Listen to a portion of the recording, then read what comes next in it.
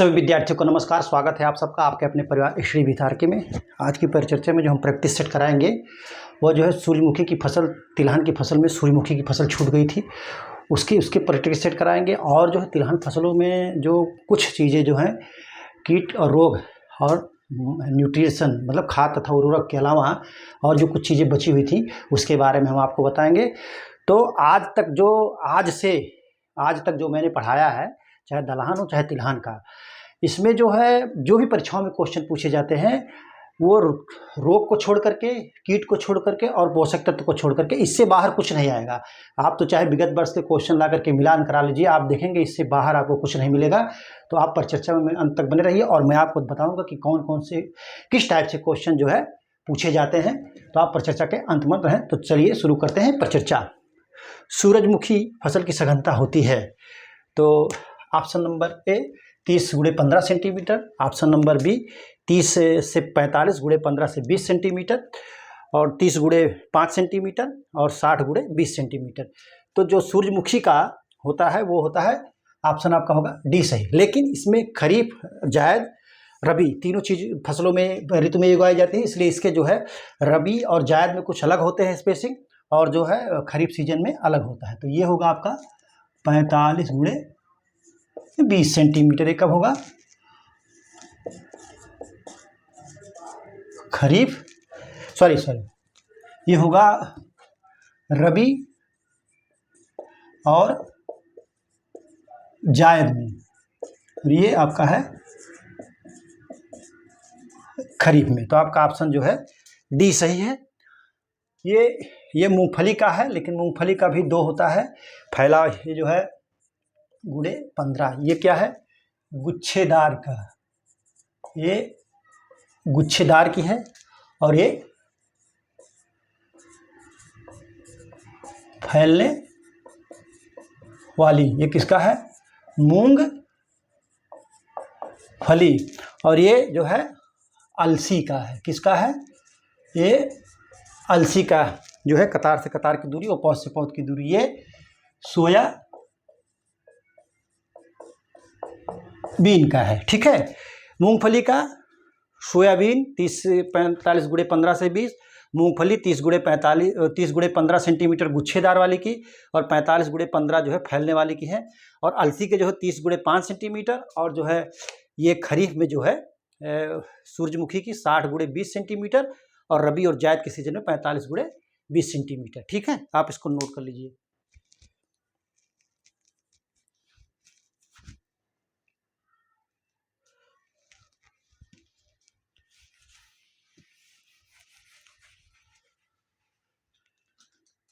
यह कंपोजिटी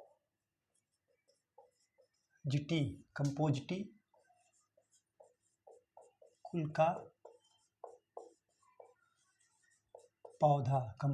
का पौधा होता है। ठीक है, कंपोजिटी, इसकी फैमिली जो है कंपोजिटी है। क्या है? कंपोजिटी फैमिली का पौधा है। इसका तेल जो है, इसका तेल हृदय रोगी के लिए लाभदायक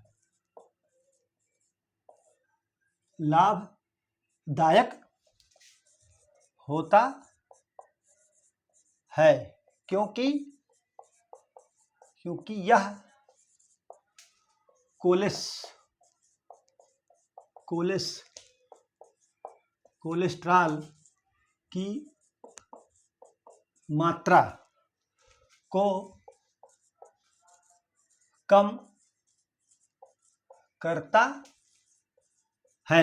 ठीक है, यह कंपोजिटी कुल का पौधा है। इसका तेल जो है हृदय रोगियों के लिए लाभदायक होता है, क्योंकि यह कोलेस्ट्रॉल की मात्रा को कम करता है। आप इसको नोट कर लीजिए।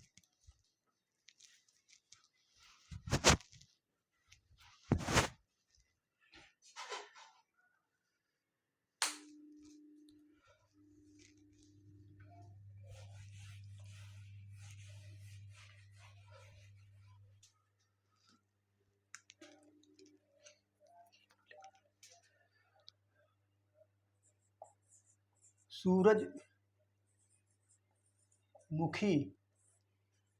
के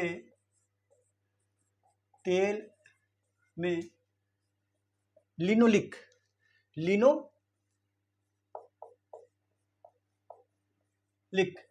अम्ल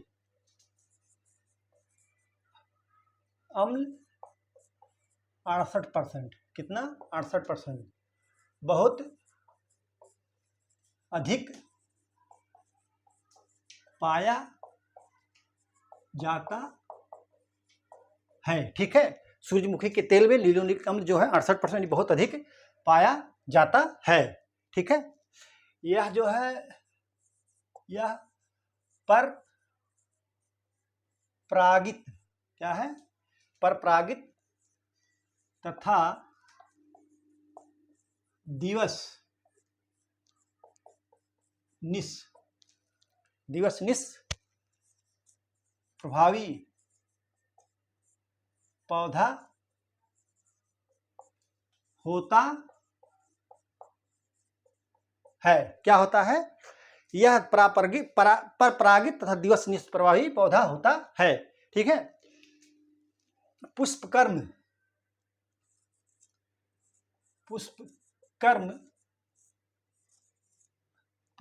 जो है इसका पुष्पकर्म मुंडक तथा बीज एकेन कहलाता है। ठीक है, सूरजमुखी के तेल में लिनोलिक अम्ल बहुत अधिक पाया जाता है, 68% पाया जाता है, और यह परपरागित तथा दिवस निष्प्रभावी पौधा होता है।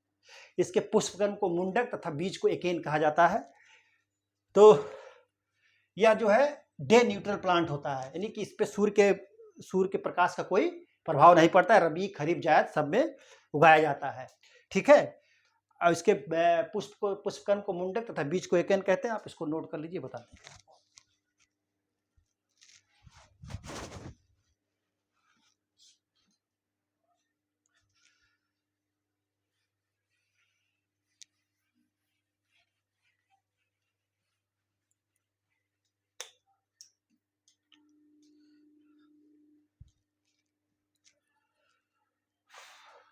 इसमें सिंचाई, प्रथम सिंचाई फूल आते समय, द्वितीय सिंचाई डिस्क बनते समय, तृतीय सिंचाई जो है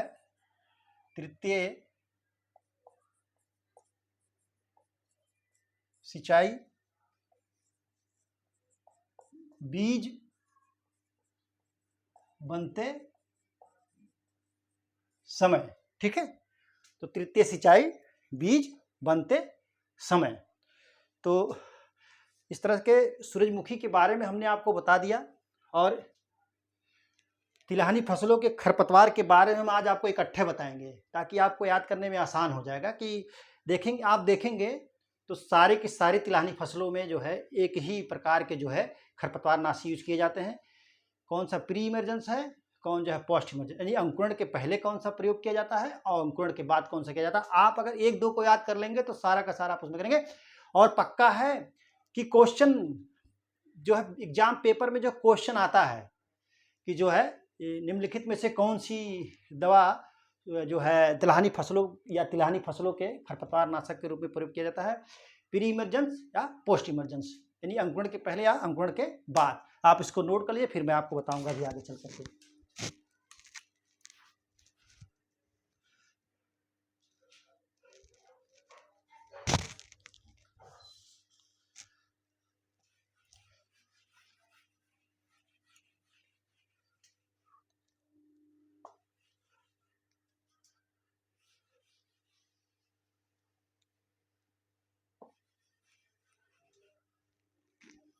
एक फसल का हम आपको बताना भूल गए थे, स्पेसिंग, कतार से कतार की दूरी, पौध से पौध की दूरी, तो वो है अरंडी। अरंडी में क्या होता है कि अरंडी में बौनी किस्म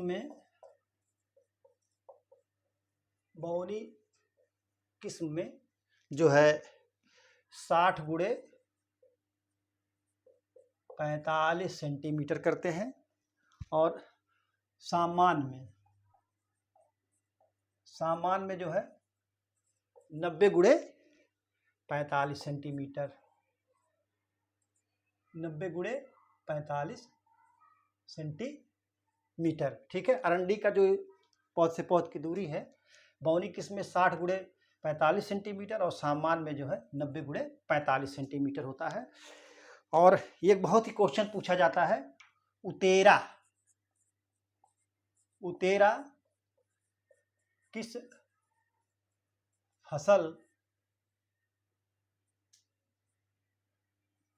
का प्रयोग करते हैं। तो ये जो है किसका होता है, अक्सर अलसी का लोग करते हैं,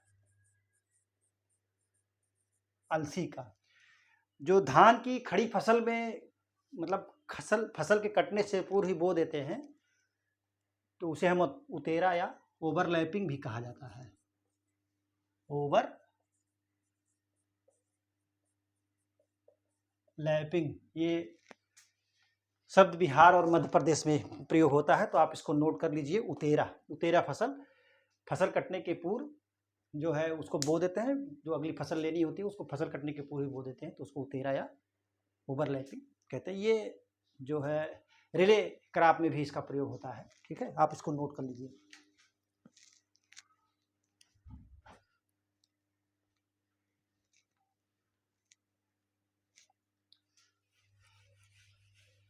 अलसी का थोड़ा सा छूट गया था, मैं आपको बता दूं।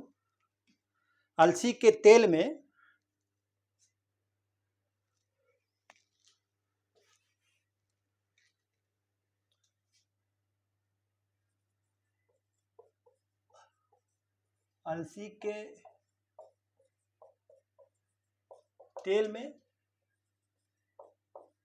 ओमेगा 3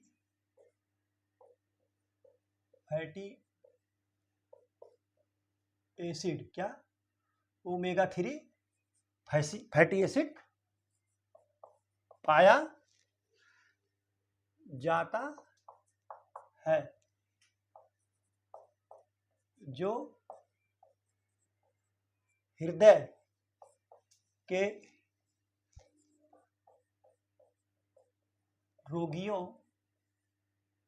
के रोगी के लिए लाभदायक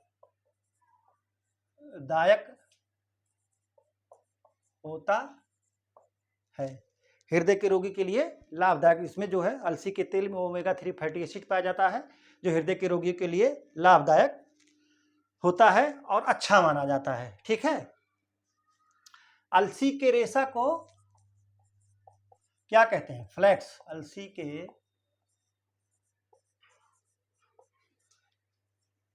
रेशा को फ्लैक्स कहते हैं। अलसी के रेशा को क्या कहते हैं, फ्लैक्स कहते हैं, जिससे लाइनन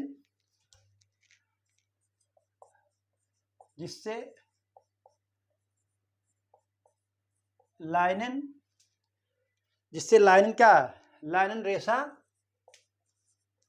रेशा प्राप्त किया जाता है, जिससे लाइनन रेशा प्राप्त किया जाता है। विश्व में बोल दे रहा हूं, इसे आप कर लीजिए।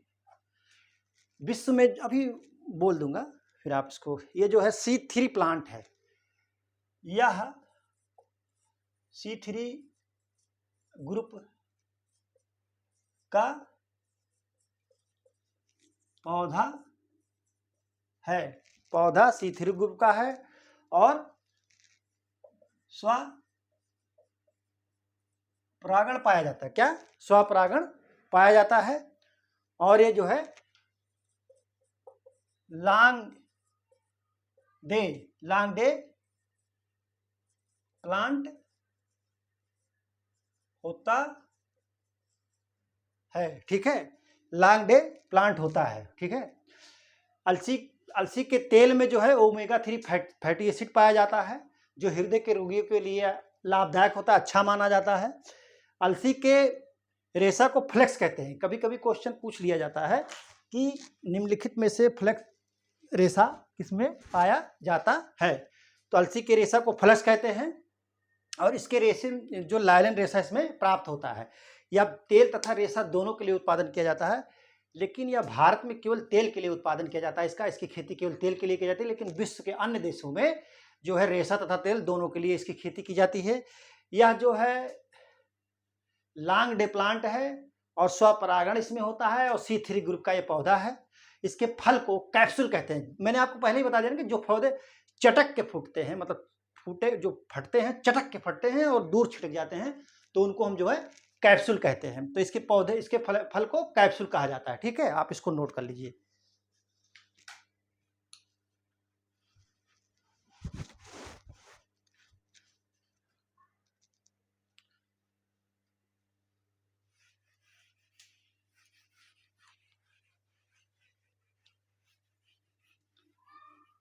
मैं खरपतवार के बारे में आपको बताने जा रहा हूं।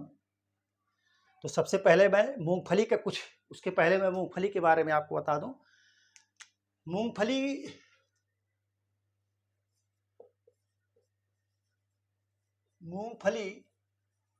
के बीज का परीक्षण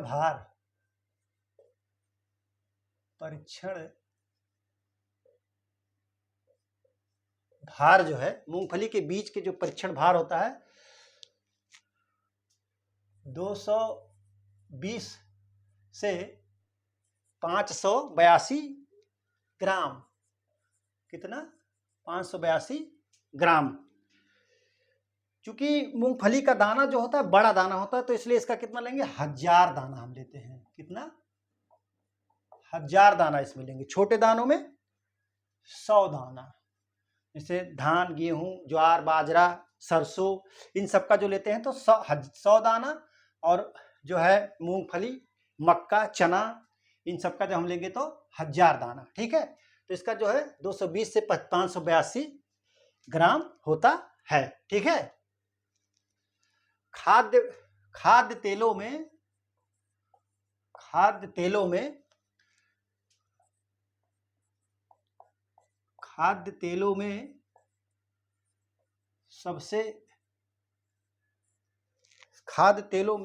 जो खली बनती है, खाद्य तेलों में, ऐसे नहीं बैठेगा सेंटेंस।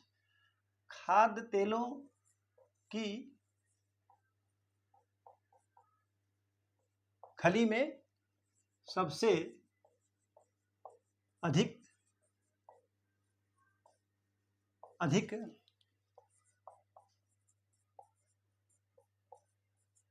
नाइट्रोजन, लगभग 7.3%, मूंगफली की खली में पाया जाता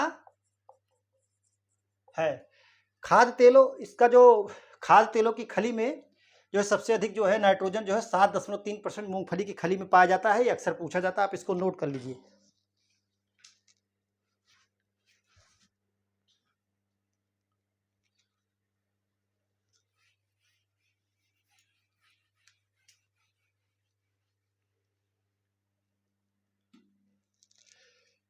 मूंगफली में शुष्क को जो है बढ़ाया जाता है कुछ केमिकल का यूज करके। तो पहले तो इसका टेम्परेचर बढ़ा दिया जाता है। मूंगफली में शुष्क बहुत कम पाई जाती है, तत्काल ही जम जाता है, तो इसकी शुष्क बढ़ाई जाती है। ठीक है, जो है अधिक टेम्परेचर में इसको सुखाया जाता है और जो है इसको जो है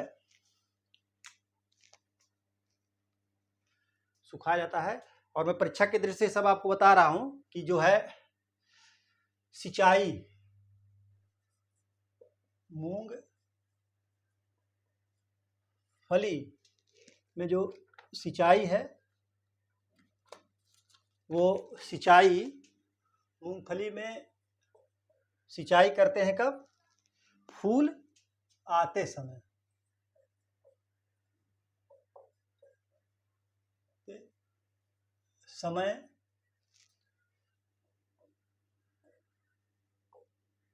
सिंचाई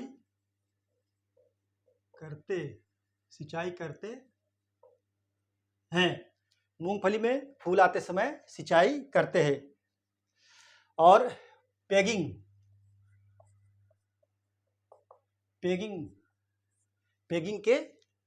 बनते समय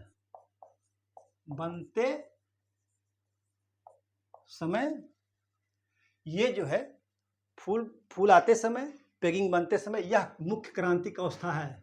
यह जो है मुख्य क्रांतिक अवस्था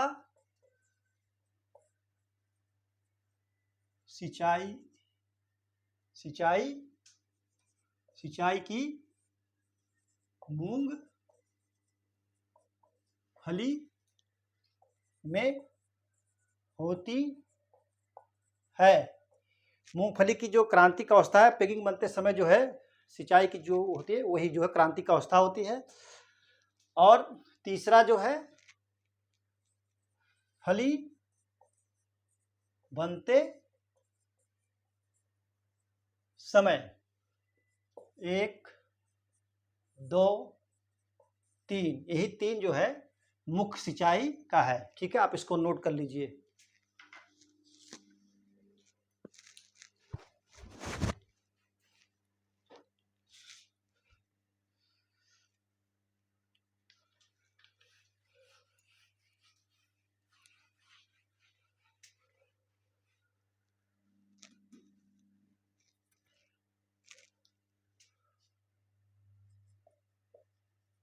अफ्लाटॉक्सिन,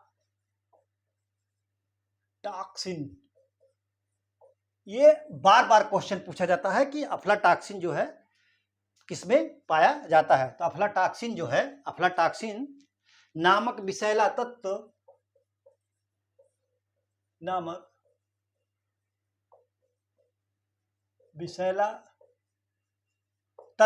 अफ्लाटॉक्सिन नामक विषैला तत्व जो है एस्परजिलस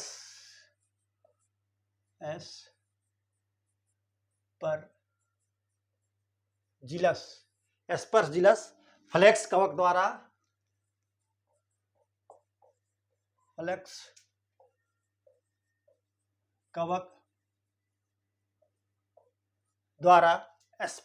अफ्लाटॉक्सिन नामक विषैला तत्व एस्परजिलस फ्लेक्स कवक द्वारा अधिक नमी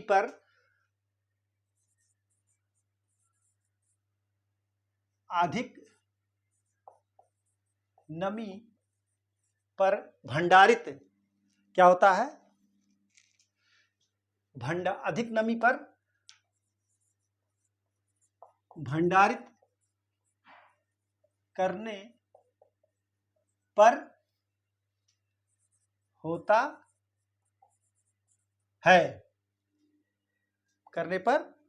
होता है या हो जाता है। ठीक है, इसीलिए जो इसको जो है इसका जो भंडार करते हैं, जब दाने में 6 से 8% नमी पर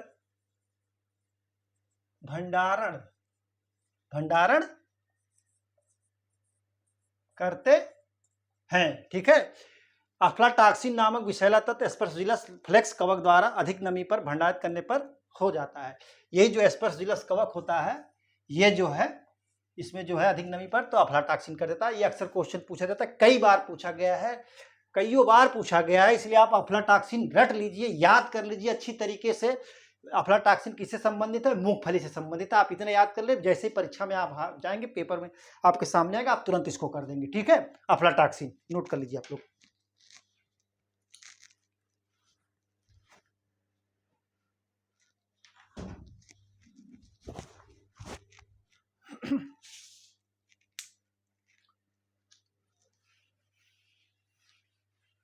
इसकी कम 6 से 8% पे आप जब दाने में हो तो इसका भंडारण करते हैं, तभी इससे कंट्रोल किया जा सकता है। ठीक है।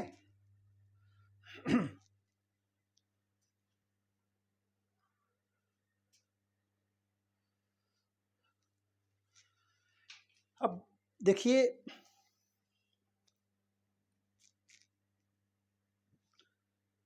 सूरजमुखी में ओरोबाइंकी क्या होता है? ओरे बंकी, ओरेबंकी सरसों के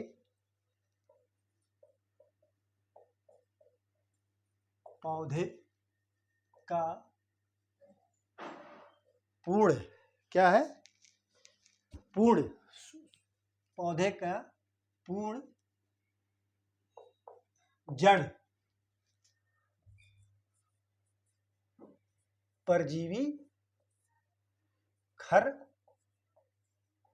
पतवार होता है, जिसके कारण जो है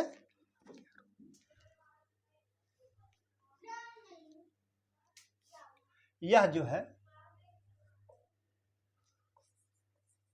ब्रूम रेप या आज्ञा, क्या है? आज्ञा, आज्ञा नहीं, आज्ञा, आज्ञा रोग भी कहलाता है। आज्ञा रोग, रोग भी कहलाता है। ओरोबाइंकी जो है, ये जो है सरसों का जो है पूर्ण जड़ परजीवी पौधा है। क्या है? पूर्ण जड़ परजीवी पौधा है। ओरोबाइंकी जो है सरसों का जो है पूर्ण जड़ परजीवी पौधा होता है, खरपतवार होता है, और यह जो है ब्रूम रेप या आज्ञा रोग भी कहलाता है। ब्रूम मतलब ब्रूम, ये BROOM, broom rap, RAP, rap. ठीक है, ब्रूम रेप जो है ब्रूम रेप भी कहलाता है, रोग कहलाता है। ठीक है, तो ये मैं आपको बता दूं, मैं आपको बताऊंगा इकट्ठे। पूर्ण जड़ परजीवी, पूर्ण तना परजीवी, जो है अर्ध जड़ परजीवी, अर्ध तना परजीवी, जैसे ओरोबाइंकी, कस्टा, लोरेंथस, स्ट्राइगा, ये 4 होते हैं। मैं आपको इकट्ठे यहाँ लिखा दूंगा आपको, और ये पूछा जाता है, मैचिंग के लिए भी आ जाता है, वैसे भी पूछा जाता है। तो पहले आप इसको नोट करिए, इन चारों को मैं आपको इकट्ठा लिखा दूंगा जब खरपतवार की टॉपिक आएगी।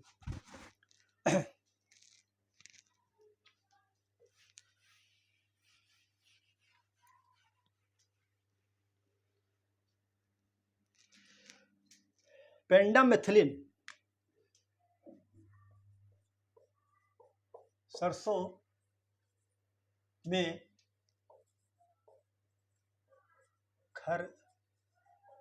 खरपतवार नियंत्रण हेतु, सरसों में खरपतवार नियंत्रण हेतु पेंडामेथिलिन, पेंडामेथिलिन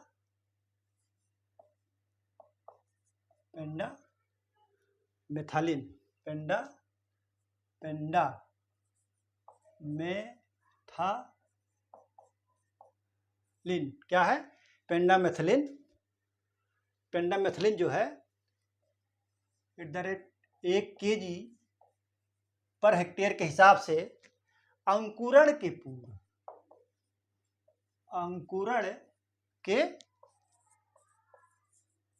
पूर्व प्रयोग करते हैं। आप इसको रट लीजिए बढ़िया से, पूछेगा पेंडामेथिलिन का प्रयोग जो है कब करते हैं, किस मात्रा में करते हैं और कब करते हैं। तो अंकुरण के पूर्व यानी प्री इमरजेंस जो है ये खरपतवारनाशी है, ठीक है। अंकुरण के पूर्व 1 किलो पर हेक्टेयर की दर से अंकुरण के पूर्व प्रयोग करते हैं। या जो है वैशालीन का भी जो है, जिसको दूसरा कौन सा है, फ्लोक्लोरालिन, फ्लूक्लोरोलिन,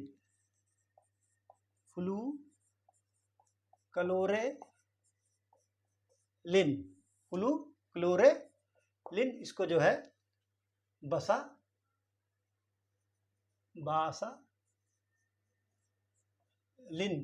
भी कहते हैं। इसका भी जो है प्रयोग जो है कितना करते हैं, यही मात्रा में 1 kg पर हेक्टेयर की दर से जो है अंकुरण के पूर्व करते हैं। सरसों में खरपतवार नियंत्रण है पेंडामेथिलिन मतलब 1 kg पर हेक्टेयर की दर से अंकुरण के पूर्व प्रयोग करते हैं। और फ्लोरोक्लोरिन या बसालिन का भी जो 1 kg पर हेक्टेयर की दर से अंकुरण के पूर्व करते हैं। आप इसको नोट कर लीजिए।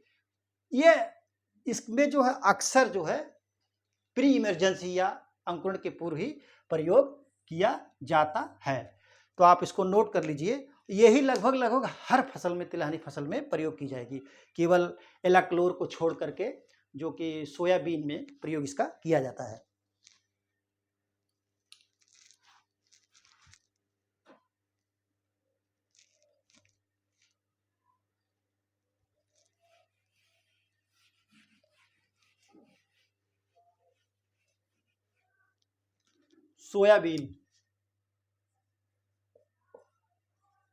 सोयाबीन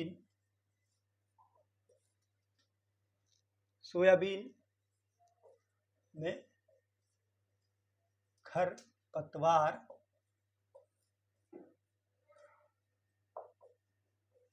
नियंत्रण, ठीक, क्या करते हैं इसमें, एलाक्लोर, अभी हमने क्या कहा, एलाक्लोर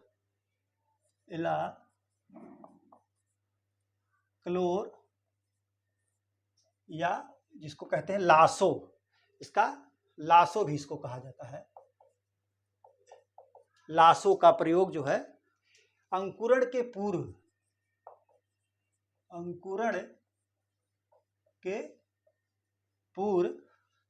1 से 1.5 kg जो है प्रति हेक्टेयर की दर से प्रयोग करते हैं, ठीक है। और दूसरी क्या है, वही फ्लूक्लोरेलिन है आपका, 1, 2 फ्लूक्लोरेलिन। इसको मैं लिख दे रहा हूं सरसों की तरह, तो आपको याद रहेगा, ठीक है। फ्लूक्लोरेलिन सरसों की तरह, सरसों के फसल की तरह, ठीक है। फ्लूक्लोरेलिन सरसों के फसल की तरह। एक तीसरा है, मैं उसको अलग से लिखा दे रहा हूं, इसको आप नोट कर लीजिए। एलाक्लोरोलिन लासो अंकुरण के पूर्व, इसका भी प्रयोग किया जाता है 1 से 1.5 kg पर हेक्टेयर। और फ्लोक्लोरोलिन या बसालिन जो है सरसों के फसल की तरह इसका प्रयोग किया जाता है। आप जब इसको पढ़ेंगे ना सरसों की फसल की तरह, तो आपको याद हो जाएगा।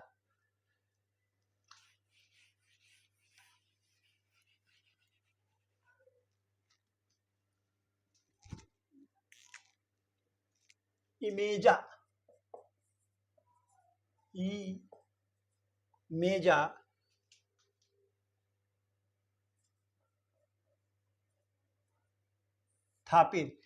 थापिर बुआई के 20 से 15 दिन के बाद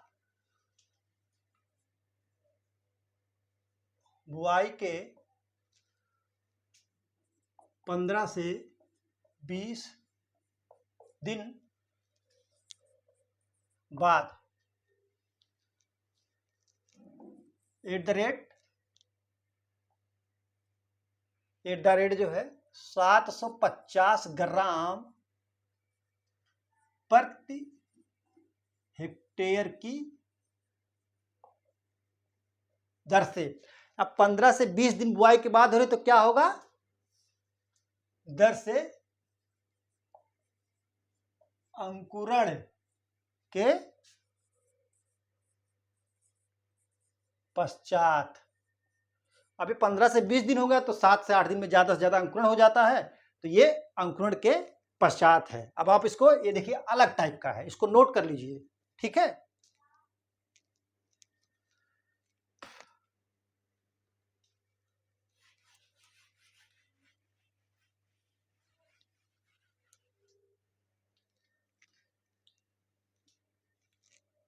एलाक्लो उसका एलाक्लो तो हो गया सोयाबीन में। अब सूरजमुखी, क्या है, सूरजमुखी की फसल में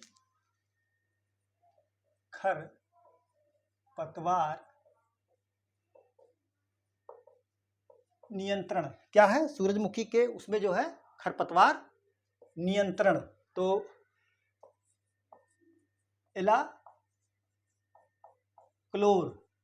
एलाक्लोर का इसमें प्रयोग होता है। तो ये भी जो है एलाक्लोर या लासो, आप इसको हम लिखाएंगे नहीं, आपको लिख दे रहे हैं इससे ताकि आपको रटने में आसान रहेगा। सोयाबीन की फसल की तरह प्रयोग करते हैं, ठीक है। नंबर 2, फ्लू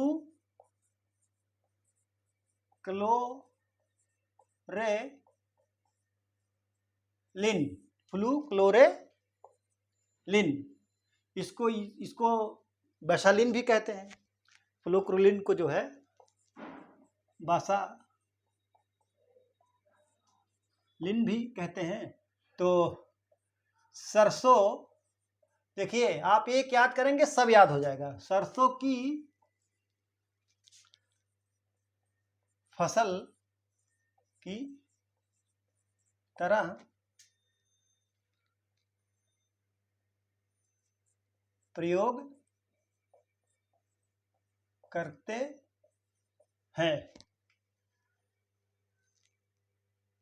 जिस एलाक्लोर सोयाबीन में जिस तरह प्रयोग करते हैं उसी तरह से हम जो है इसमें सूरजमुखी में भी प्रयोग करेंगे, और फ्लोक्लोरिन और बासालिन का जो सरसों की फसल में जिस तरह से प्रयोग करते हैं उसी तरह से प्रयोग करेंगे। आप इसको रट लीजिएगा, एक फसल रटेंगे तो सारी की सारी आपको याद हो जाएगी, ठीक है। आप इसको नोट कर लीजिए।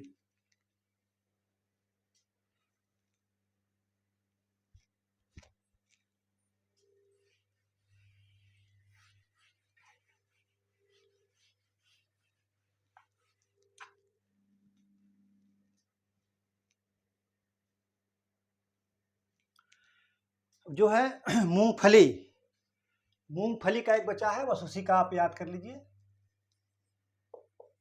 मूंगफली की फसल में खरपतवार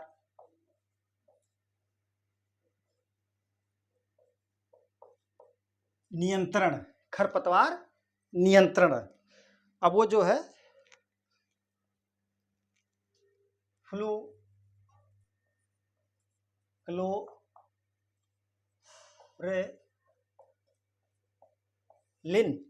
फ्लूक्लोरेलिन, तो इसको बासालिन कहते हैं, आप इसको ये रट लीजिएगा। या टोक टोक क्या है, टोक ई टो की 25, जिसको नाइट्रोफेन भी कहते हैं।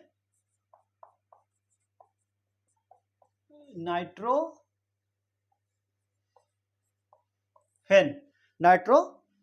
भी, ये भी अंकुरण के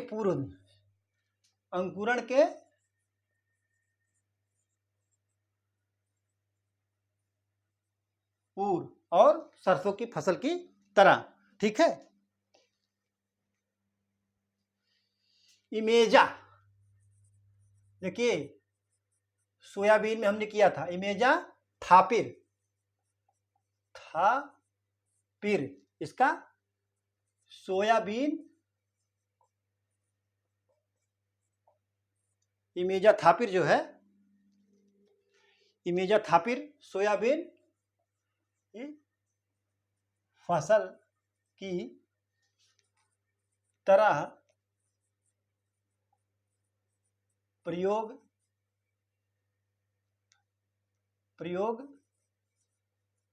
करते हैं, ठीक है। तो ये फ्लोक्लोरोलिन, नाइट्रोफेन, जिसको टोक E25, नाइट्रोफेन अंकुरण के पूर्व, इमेजा थापिर सोयाबीन की फसल की तरह। तो इस तरीके से आप एक चीज देख लीजिए कि आपने अगर सरसों में रट याद कर लिया, लर कर लिया, और सोयाबीन का, तो ये सारी तिलहनी फसलों में जो खरपतवारनाशी प्रयोग होते हैं वो सब आपको तैयार हो जाएगा। तो इसलिए सरसों और सोयाबीन आप तैयार कर लीजिए, और सारा का सारा आपका खरपतवार नाशी का जो है क्या प्रयोग करना है, कब प्रयोग करना है, सब आपको याद हो जाएगा, ठीक है। तो आप इसको नोट कर लीजिए।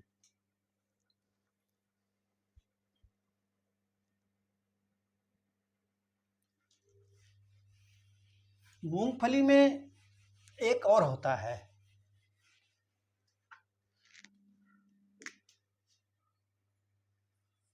मूंगफली में कैल्शियम की कमी के कारण दाने नहीं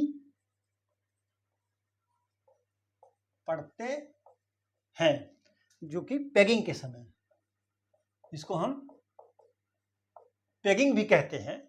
मूंगफली में कैल्शियम की कमी के कारण जो है दाने नहीं पड़ते हैं। आप इसको नोट कर लीजिए, ये भी कई बार भी क्वेश्चन पूछा जा चुका है। मूंगफली की फसल, कैल्शियम जो है इसमें जो है मूंगफली की फसल में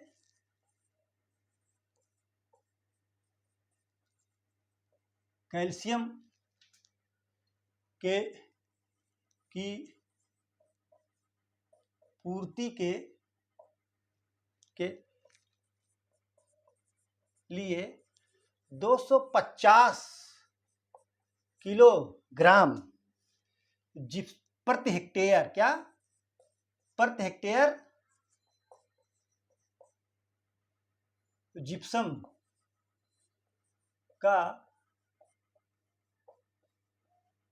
प्रयोग करते हैं। अब देखिए, मूंगफली में कैल्शियम की कमी के कारण दाने नहीं पड़ते हैं, मतलब पैगिंग के समय जो है, पैगिंग अच्छी नहीं होती है, पैगिंग तो जो है उस कैल्शियम की पूर्ति के लिए जो है 250 किलोग्राम प्रति हेक्टेयर के हिसाब से जिप्सम का प्रयोग करते हैं, जिससे पूर्ति हो जाती है। तो अक्सर क्वेश्चन ये पूछा जाता है कि निम्नलिखित में से किसके लिए जिप्सम अति आवश्यक है। तो मूंगफली के लिए रहता है, बरसीम भी दे देता है, अरहर भी दे देता है, ऐसे फसल 4 दे तमाम, लेकिन आप फसल जोड़ोगे मूंगफली को आप आंसर लगाएंगे, ठीक है।